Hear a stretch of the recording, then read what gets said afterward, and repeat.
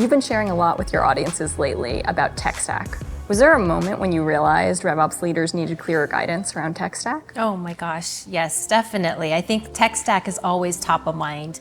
Most companies, if you look at their tech stack, I think most people will say it's inflated, right? There's too much. That dreaded Frankenstack, when you start to kind of put technology together and you start building and then you realize you're like, okay, now I've got, 30 apps. And so I've been talking a lot about tech stack because there's, I think, a much better strategic approach to your technology and how to kind of unwind some of that Frankenstack, if you will.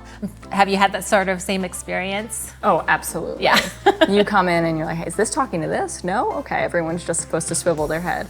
What are you recommending to your clients right now around what they can be doing to kind of unravel that? Absolutely. I think this is the perfect time at the end of the year, beginning of the year, when we're looking at next year's budgets. So doing that, recommending that people do that assessment of their technology, just understanding what do they actually have? What are you actually using the technology for, right? What are those use cases? And then identifying those gaps. Because I think inevitably you'll find that there's going to be redundancies, right, in the technology. All of a sudden you find out that my SDR team in EMEA is using this, but my America's AE team is using that, and they're conflicting technology. So I think it's a great opportunity to really assess your tech stack, figure out what do you have, what are you still using, and what are you using it for?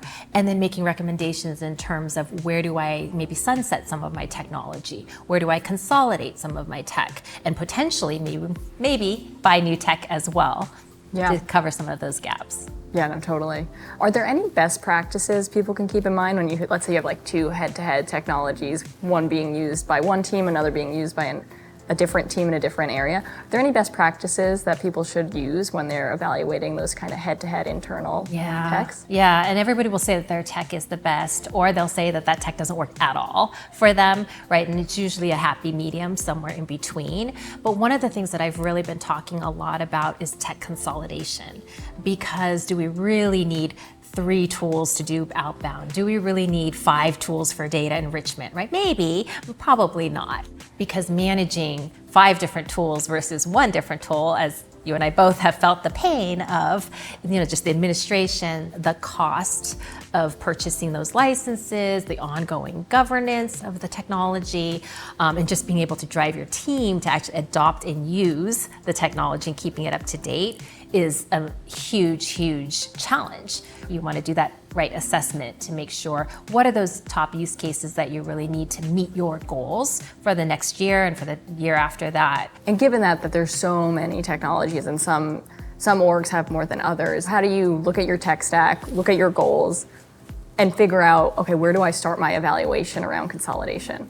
Yeah, I think always starting with, as you said, what are those goals, right? First, take a step back, understand your strategy, understand those goals for sure, but then also mapping out like what tech you have to meet those goals. And that's a great way to just identify where there are gaps. Technology helps efficiencies, optimization, but it's not going to solve problems if you don't have the right data and the right processes to support it. It's an interesting point too, because the techs we use are changing every day, right? Everything's evolving. How do you make sure you're getting the most out of your existing technology? Do you have any recommendations for us on how we can stay on the cutting edge of what we do have? Yeah, it's interesting because I think for ops leaders, we have to stay on top of the tech. Whether you're doing that on your own, meeting with different companies and research, you participate in communities and learn from others because you get a lot of really great ideas there. And then just talking to other ops leaders, right? Like you and I could probably talk about tech for all day, right? And just sit here and talk about it because there's so much cool technology out there. But yeah, I think that's kind of where we really need to focus on staying ahead of the game. Yeah. Was there ever a time where you were working with a client and you were just totally shocked by their tech stack? Every time. I think that goes for like with clients as well as with being in-house.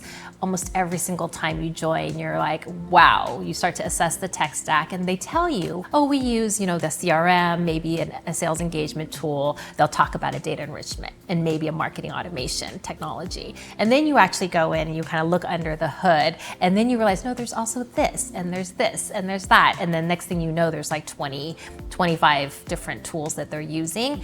And I don't think that a lot of organizations even realize how many tools they're actually using and how much money money they're spending on tools, but also the amount of just trying to integrate and keep all of those systems in sync and talking to each other is a mammoth. But the easiest thing is, get back to basics. It's just map out your tech stack, like literally who's using the product, what are we using it for, and making sure that we're actually using the functionality that we've purchased. Yeah.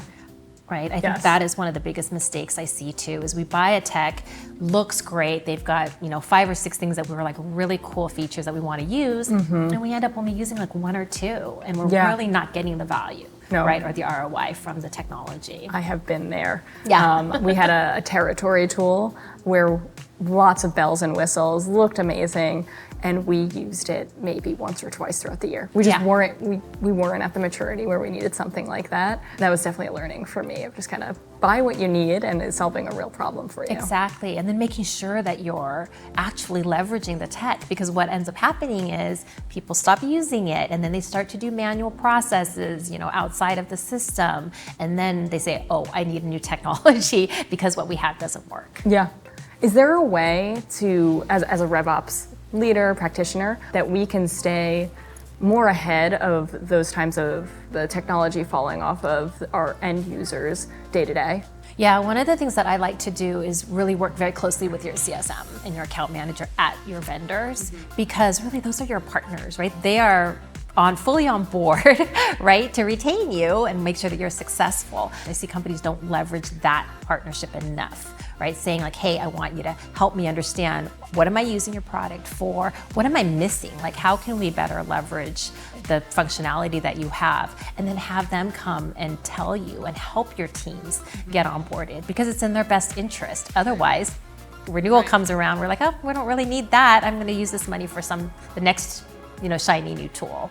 RevOps, we're not exactly salespeople, and we need to be selling internally on this one, so we should bring in the cavalry, so to speak. Definitely. Yeah.